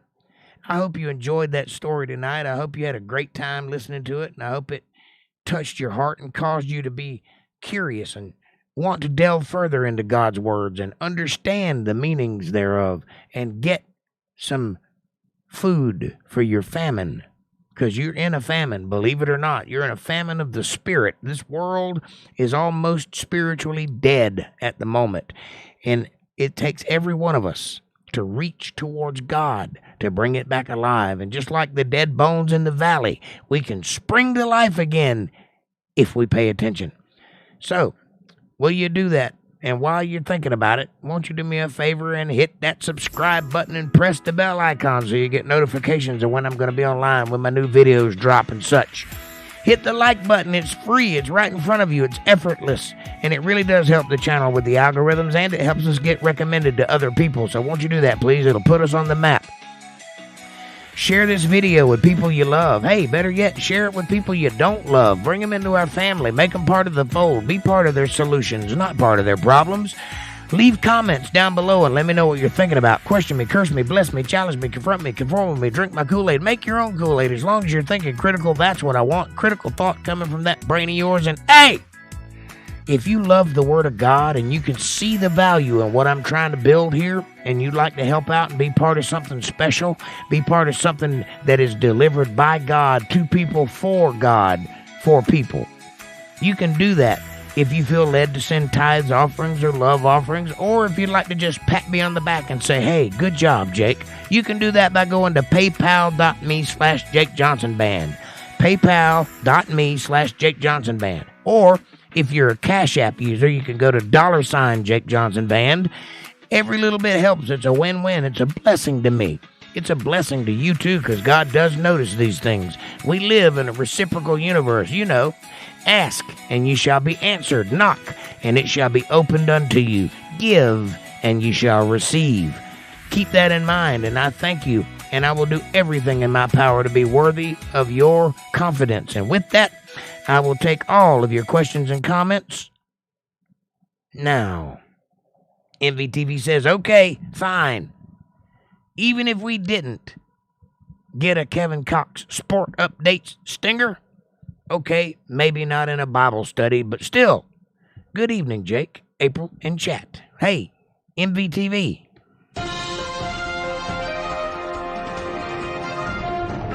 Kevin Cox. That's just for you, buddy. Good study, Jake. Thank you, sir. Great study, says April. Thank you, ma'am. I appreciate you all very much. You are the very reason I do this, and I hope that it's inspiring, and I hope that it's good, and I hope you enjoy it. Ooh, I'm happy now. Hey, MVTV, I've been watching your videos. Good stuff, man. Good stuff. I like seeing your stuff. I've been trying to support your channel. I like all your videos and watch them all. And I appreciate you doing the same for me. Good evening to you, MBTV. You're awesome, says April. I'm still waiting on that. You said you were going to make me a video of some kind. I'm interested to see what you come up with.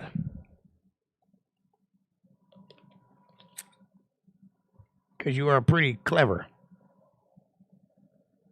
Thanks. Nice days on the ranch recently with good stuff happening. And back at you both. Amen. That was thrilling, says April. I appreciate that. It is a good story. It's one of the better stories in the Bible, I think.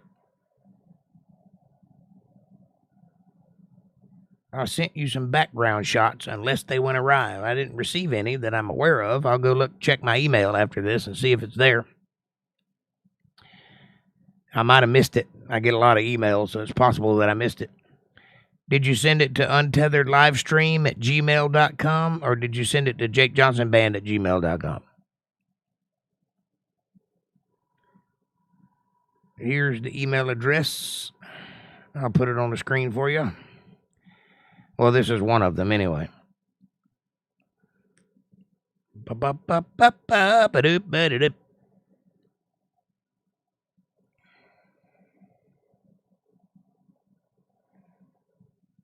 Sent to the latter. Jake Johnson Band? Okay. I'll go check it out. I might have missed it.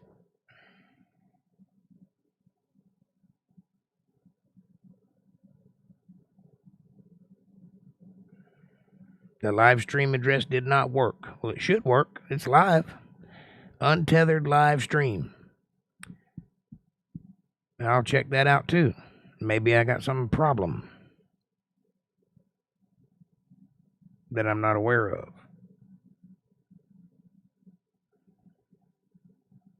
There's a lot I'm not aware of these days. I am in the process of moving everything over to another computer, so it's entirely possible that I missed it. And I've been working on that for about 2 weeks, so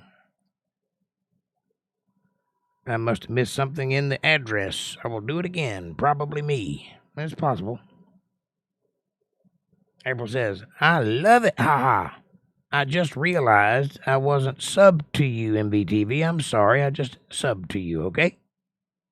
Yep, you picked up a sub already. How about that? It's always nice to pick up a sub when you go visit somebody else.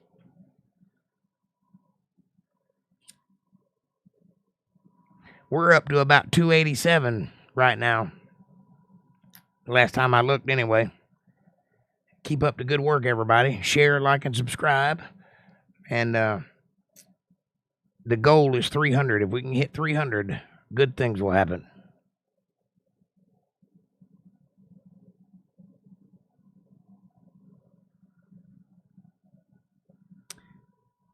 Thanks, April. Never saw a comment from you, but no accounting for others' tastes. And people do have lives.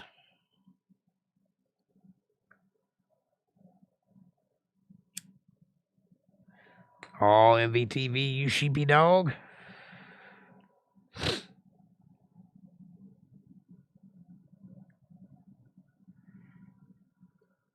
Darlene, are you still with us?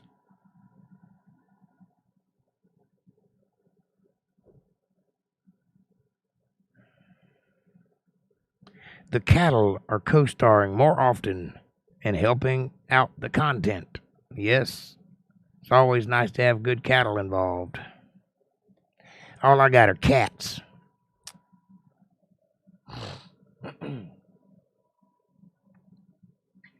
Hey, Jake and April, love you guys. Love you too, Margie. Thanks for coming by. Hope you enjoyed the show. Hope you learned something. April says, yes, you're right. I could have sworn I had subbed you. Geez, eek. Sorry, hon. I am now.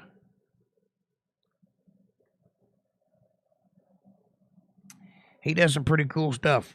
He got a beautiful yard.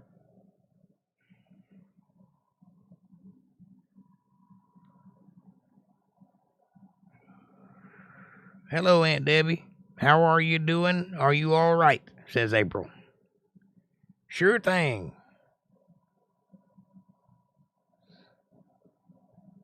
Now we've made it. We're making it, that's for sure. Slowly but surely, one sub at a time. Freaking 1880s ranch farm. Still hard to believe it. It's pretty awesome that you got it. I'm glad you're enjoying it and making the most of it. And God blesses those who work for that they get and stay true to themselves and each other. And I believe God blesses those who watch this podcast because I ask for it every time. You just wait and see. God's grace, no doubt. Amen. There is no doubt of that. If you got grace, it's because God gave it to you. That's for sure.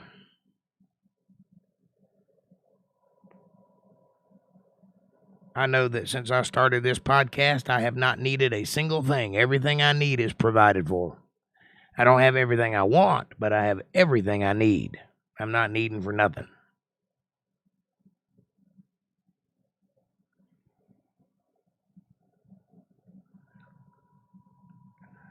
And if I need something and I don't have it, it shows up almost immediately. And I'm grateful for that. And I thank the Lord for it. And I believe it's that way because I'm doing his bidding. So let that be a lesson to you all. If you feel like God's telling you to do something, you do it. And watch and see if he doesn't repay you with lots and lots of dividends. I think it was a grace for me, of course, but the landlady was getting dragged down trying to keep it up. Idiot renters in the past. So a win-win. If I make it this winter, you'll make it. Just build you a nice fire and keep it going. Keep it hot. And I'm sure that the landlady appreciates having a good man such as you on her property to keep it up. There will be water if God wills it. My go-to saying when I just give up and can't think of anything else to do. There will be water if God wills it. Amen. That's a good saying.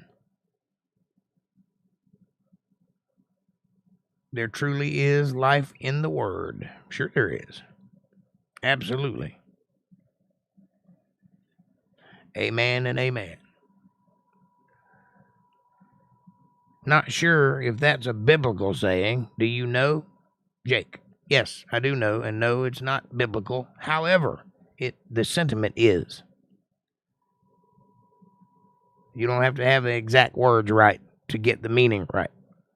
And God knows he's a smart God, so all he cares about is that your heart's in the right place. And it is, so you're good. Right. For sure, dude. Like, bitchin'.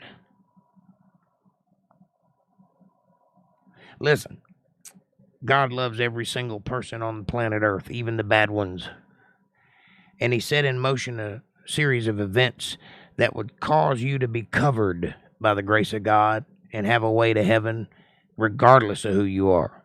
All you have to do is one thing. For God so loved this world that he gave his only begotten Son. That's the setup. Here's the payoff. So that whosoever believeth shall have everlasting life and not perish. That's celestially, not physically. You're going to die, but you'll have everlasting life in the spirit with the Lord if you believe. That's what you have to do. That's why faith is so important. That's why it's the mantelpiece of this entire religion. Faith is the substance of things hoped for, but the evidence of things you can't see.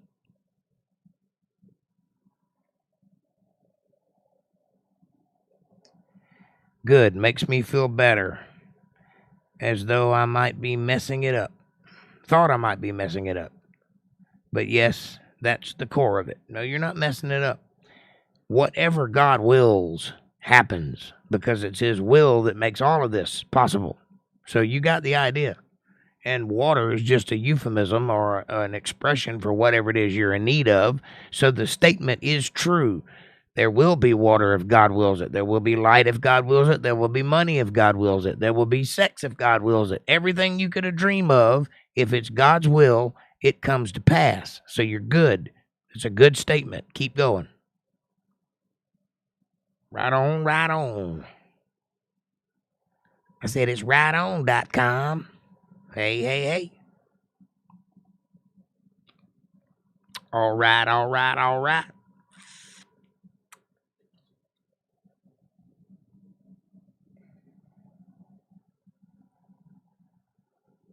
And April says, yes. I totally agree. You guys are smart. You got the idea.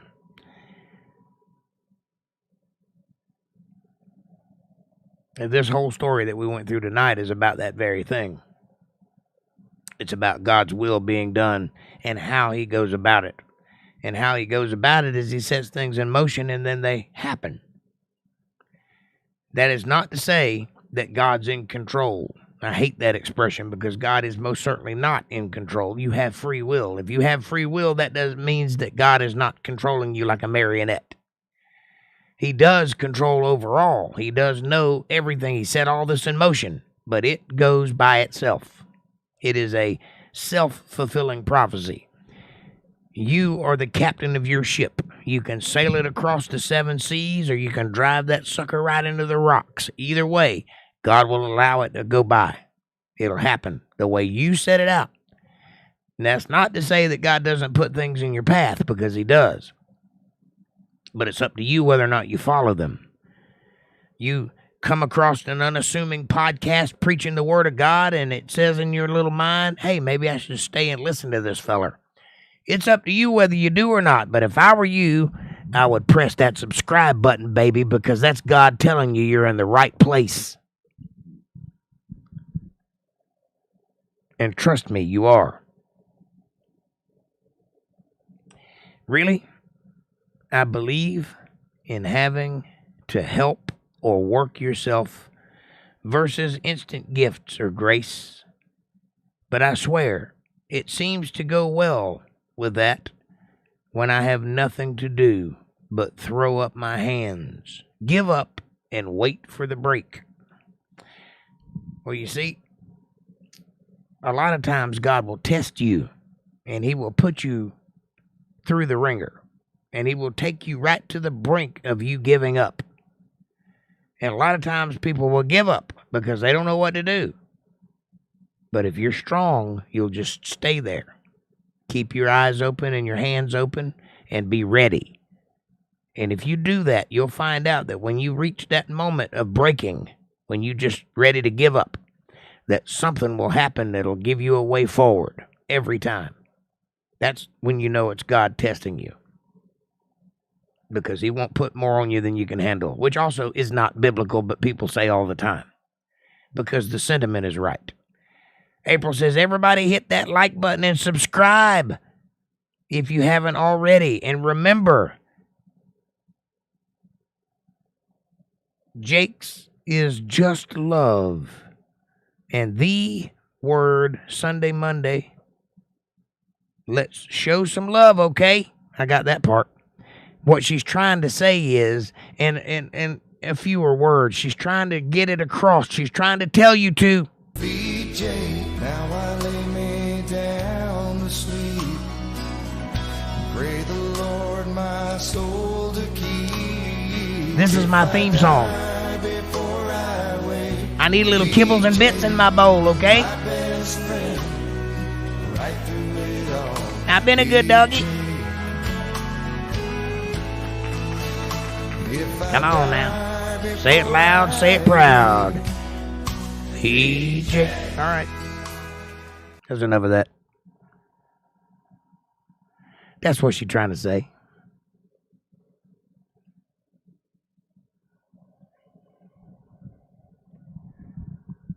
Yes, and same with why would God allow whatever? Well, hell. Would we rather be protected, soft cattle behind safe fences and never allowed out? I think I understand what you're saying.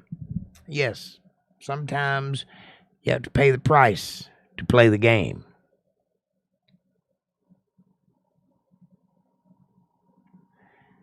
No, you don't want to be soft cattle behind a well-covered fence because you never get to do anything. If you want to live a little, you got to jump the fence every now and then. But it pays to remember when you need to be home. Remember where you came from. Remember where you've been. That's the way I see it. I'm just a simple man. Hello. Somebody's hitting me. What we got here going on? Who this? Hey, I'm live. I don't know what this is. It's a bunch of text. With a bunch of ampersands and 20s.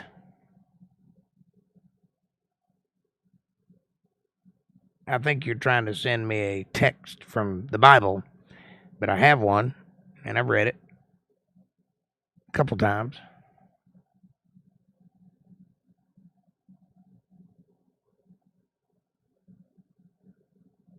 Feed Jake. You can do that by going to paypal.me/jakejohnsonband, or if you use CashApp, you can go to $jakejohnsonband. Either way, it works. And that's only if you wish to, or if you feel led to. It's up to you. It's between you and God. Show's free, but I'll take it if you want to give it. I need to eat too. Anybody got any questions, comments, catharses, criticisms? Anything else that starts with a C? Yes, for sure. That was in reference to the free show thing. I truly hope you guys had a good time tonight. I did. I had fun. I always love reading the Word of God. And sometimes it's a slog, but sometimes it's actually fun. And this story is a fun one. Barely feeding myself, but Jake, you are in my will.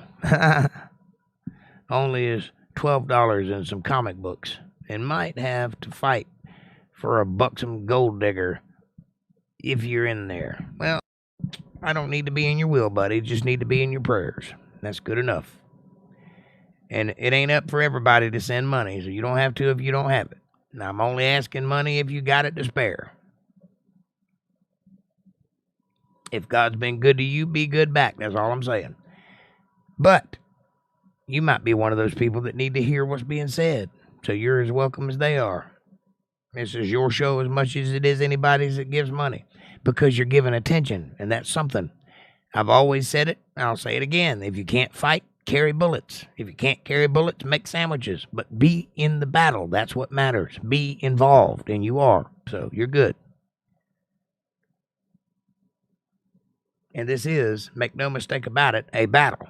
We are fighting for the will of God. We are trying to stay afloat in a world destined to drown us all. So we need to be present and pushing out the word of God as much as we possibly can. That goes for every one of you.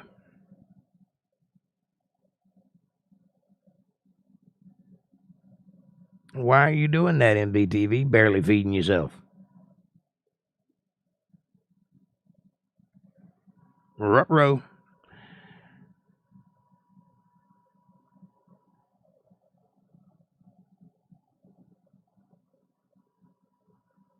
All is good in the kingdom of the Lord. Don't forget that. It's a beautiful time to be alive. We are at the most exciting time in existence to be living. Amen. Keep praying, MVTV. We love you. God bless you, hon. Aw. Been paying $200 extra to cover the deposit here on Social Security, but getting better each month and worth every dime. Amen. Well, we'll help out all we can. I pray for all of us all the time. And I'm doing everything I can do to help out, help grow your channel. And that's all we can do is take care of each other. You come to mine, I'll come to yours. That's how it works. We're building a community. That community will be strong because we're laying the roots. And between me and Caucasian, we're building a network. So hopefully, in the future, we'll all be able to be part of this one big family that's all come together in the name of the Word of God, so that we all can trust one another and we all can be here. And the more we get closer to each other, then you'll be able to reach out and help each other as you go along. And it's a beautiful thing. We just got to get it going. We got to get that many people together in one place. But that's the idea. We're trying to build a community here, a community that centers around the blessings of God. And if everybody knows where they belong, then everything will work out for everyone involved. That's the way I see it anyway. You can't live by yourself. You got to have other people in your life. All right, ladies and gentlemen, we have reached the top of the hour, and it's been one fantastic podcast. I love each and every one of you from the bottom of my heart. I really do. I love you true. Through and through, it's me and you. Until we get to the end, and eventually we do. Have a great night. Won't you do me a favor when you go out into the world tomorrow, when you face society? Be nice. Just be nice. That's it. That's all. That's all I'm asking for. Just be nice to somebody. Go out of your way to be kind to someone. And watch and see if it don't change your life. I don't care what it is. I don't care if you hold a door for somebody, help an old lady across the street, buy a bum a sandwich, whatever it is you got to do. Do something nice for somebody. And I promise you, you will begin to effervesce the light, the inner light of God. And people will take notice. And some might even mention it. They might even say, hey, bro, are you on a diet? What's up with you? You're shining over there. They're going to get curious. They're going to want to be part of it. And that's an invitation for you to tell them that you're proving every word of God is true by your very actions. You do that, and it'll change your life. I promise you it will. Until tomorrow night, I love you. Have a great night. Thank you so much for being here and being part of something special. Take care of yourselves and each other, and thanks for watching.